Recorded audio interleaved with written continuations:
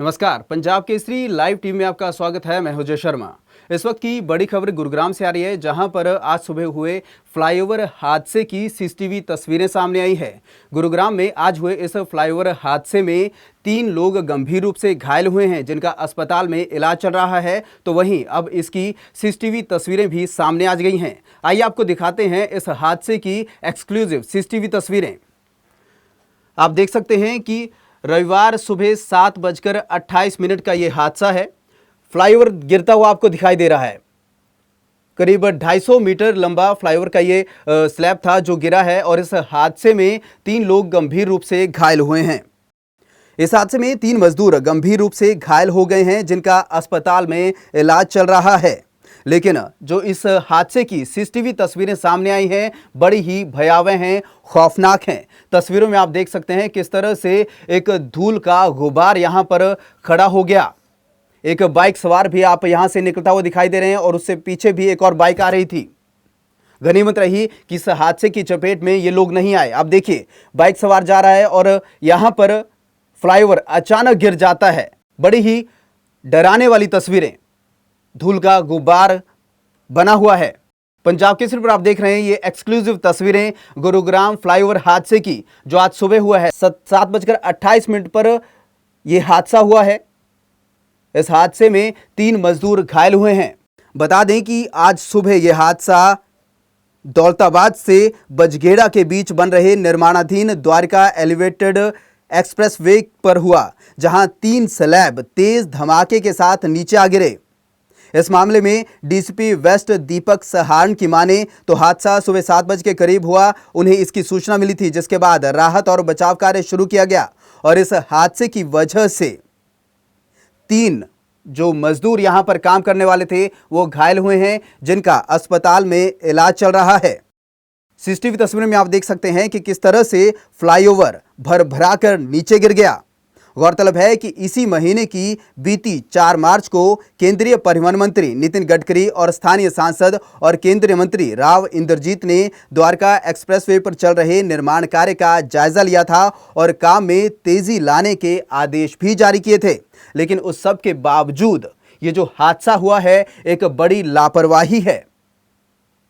सवाल उठता है कि अगर एक निर्माणाधीन फ्लाईओवर ही इस तरह से भरभराकर गिर जाएगा, तो आप अंदाजा लगा सकते हैं कि जब इस तरह से फ्लाईओवर बन जाएगा तो उसके बाद अगर ये गिरता तो क्या होता। आपको यह भी बता दें कि साइबर सिटी में फ्लाईओवर की स्लैब या फ्लाईओवर का पैच गिरने का यह कोई पहला मामला नहीं है। इससे पहले भी 28 अगस्त 2020 को देर रात सोहना रोड पर बन रहे एलिवेटेड फ्लाईओवर की स्लैब गिरने से हड़कंप मच गया था। तो वहीं हीरो होंडा चौक या फिर रामपुरा चौक फ्लाईओवर के हिस्से भी एक नहीं 2 बार गिरने से फ्लाईओवर्स में घटिया मटेरियल के गंभीर आरोप लगते रहे हैं। ऐसे में जिस तरह से अब आज सुबह हुए इस हादसे की तस्वीरें सामने आई हैं, कई सवाल खड़े हो रहे हैं। सवाल उठता है कि आखिर निर्माण कंपनियां कर क्या रही हैं, किस तरह का घटिया मटेरियल इसमें प्रयोग किया जा रहा है। यही सब होना है, यही सब इन फ्लाईओवर का हश्र होना है, तो फिर क्यों बनाए जा रहे हैं, क्यों आम लोगों की जिंदगी से खिलवाड़ किया जा रहा है। अगर यही हादसा फ्लाईओवर शुरू होने के बाद होता तो आप अंदाजा लगा सकते हैं कितने लोगों की यहां जान जाती। बड़ा सवाल उठता है कि निर्माण कार्यों में ये लापरवाही क्यों बरती जा रही है, और एक बार फिर इन निर्माण कार्यों पर सवाल उठ रहे हैं। आपको मैं बता दूं, यहाँ पे सबसे बड़ी जो ये घटना घटी है, इसको तो चलो जो होना था इसको कोई टाल नहीं सकता है, हो गई है। अब चाहे शासन कितनी भी इस चीज़ पे अपनी वो कसे, अब इसका कोई खुलासा नहीं हुआ किस कारण ये हुआ। लेकिन जो सबसे बड़ी बात ये है, आज होली के अवसर पर जिस हिसाब से सारे लेबर लोग घर जा रखे थे, क्योंकि जो इस पुल के इस ब्रिक्स के ऊपर जो काम करते कम से कम 60 से 70 मजदूर यहाँ पे हर समय अवेलेबल रहते थे। लेकिन आज इस पे 2 या 3 लोग अवेलेबल थे, और 2 की ज़्यादा हालत ख़राब है, उनको हॉस्पिटल में शिफ्ट किया गया है। शासन प्रशासन मौके पे यहाँ पे आ गए। जिस हिसाब से आपने देखा है, पिछले हफ्ते ये 10-15 दिन पहले यहाँ पे भारत सरकार के परिवहन मंत्री खुद नितिन गडकरी जी इसका समीक्षा करने के लिए आए थे। पर मैं आपको बता दूं, 1-2 हफ्ते से ये मशीन यहीं पे रुकी हुई थी, और इस पे कुछ ना कुछ अंदर से टेक्निक खराबी चल रही थी। इन्होंने अपना इस पे सारा जिस हिसाब से लेबर होल्ड करी हुई थी, यहाँ पे उस हिसाब से होल्ड करी थी। मेरे को पूरा विश्वास है इस मशीन पे कुछ अंदरूनी खराबी थी।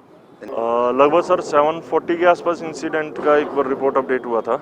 तो अभी तो अधिकारी मौके पे आ रहे हैं। सर्च एंड रेस्क्यू के लिए अभी एसडीआरएफ की टीम भी आ रही है।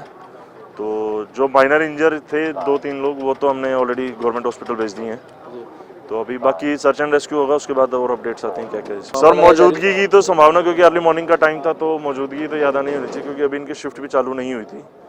पर इसका जो बैरिकेडिंग वगैरह है वो प्रॉपर इन्होंने कर रखा था, तो बाहर के लोगों की संभावना भी कम रहती है, क्रॉस कर रहे हैं कुछ। बाकी जब सर्च एंड रेस्क्यू कंप्लीट होगा उसके बाद ही अपडेट आएंगे। 3 लोगों को इंजरीज हैं, लेकिन फैटल किसी की नहीं है। सर कैसे हुआ हादसा, कुछ जानकारी मिल पाई इनिशियल? वो अभी जांच का विषय है, वो आपको बाद में बता पाएंगे। एनएचआई के अधिकारी सर आए मौके पे? यहाँ पर एलएनटी के कुछ इनके इंजीनियर वगैरह मौजूद हैं, उनसे पूछताछ की जा रही है। सर कोई अधिकारी हैं जो इसमें इंजर्ड हुए हैं या फिर जो नॉर्मल कर्मचारी जो काम कर रहे थे यहाँ पर हुए हैं? अभी तो फिलहाल कर्मचारी की ही प्राइमा फेसाई हमारे पास रिपोर्ट है। सर कितने बजे का हादसा है लगभग? सुबह 7:30 के सुबह 7:30। अभी फोर्स सर सारी लगा दी गई है, बचाव दल मौके पे है? हाँ, बचाव दल मौके पे है। पूरा सर्च हो गया सर? कोई और तो इसमें नीचे अगर फ्लाईओवर के प्राइमा फेसाई यही दिख रहा है, बाकी यहाँ पे अभी और उपकरण आ रहे हैं, उनकी मदद से जो गिरा हुआ पोर्शन है स्पैन, इसको हटा के देखा जाएगा। तस्वीरें हम आपको एक बार फिर दिखाते हैं किस तरह से ये हादसा हुआ। तस्वीरें डराने वाली हैं। फ्लाईओवर की स्लैब अचानक गिर जाते हैं और वहां से गुजर रहे 2 बाइक सवार भी बाल बाल बचते हैं।